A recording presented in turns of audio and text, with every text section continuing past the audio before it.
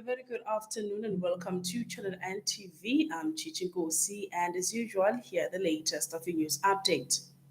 Early this morning, Eskom announced the shift to stage 4 load shedding, and the Power Utility CEO Andrew Deruta is providing an update on its power grid.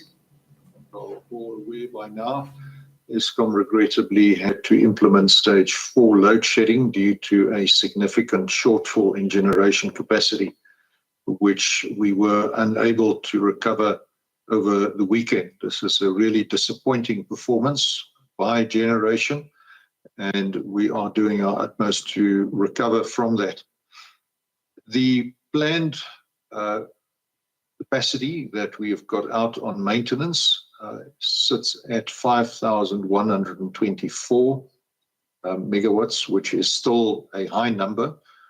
Again, this is part of our efforts to ensure that we can restore some degree of reliability and predictability to the system. The Economic Freedom Fighters members, or EFF in short, are all out protesting in different border posts between South Africa and Eswatini. Pressure, and also as part of the making efforts to actually put pressure on the government of Eswatini to implement democratic reforms. EFF spokesperson Sinawo Tambo had this to say concerning the protest. To remove an oppressive regime takes continued effort and pressure. So the Economic Freedom Fighters is here to support our brothers and sisters in Eswatini to ensure that the despotic monarchy led by Mswati is removed, which is undemocratic and suppresses the political rights of the people of Eswatini, monopolizes the wealth to his kingdom, to his children, to his wives. So we are here to apply that continued pressure, because there's never enough pressure that can be applied to the removal of a dictator.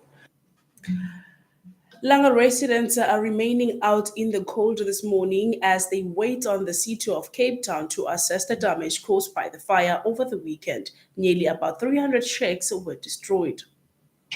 I'm Dobe Gomfaka, one of the leaders here in this community of Joslovo, who happens to be affected by the fire outbreak.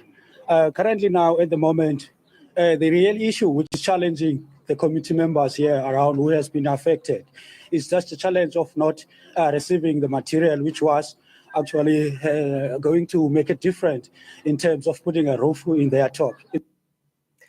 And lastly, Basic Education Minister Angie Motshekga is in KwaZulu-Natal to assess the extent of damage to the schools caused by the floods. Motshekga and KZN Educator, in fact, or MEC of Education, Kwazi Mshengo, they spoke to the media.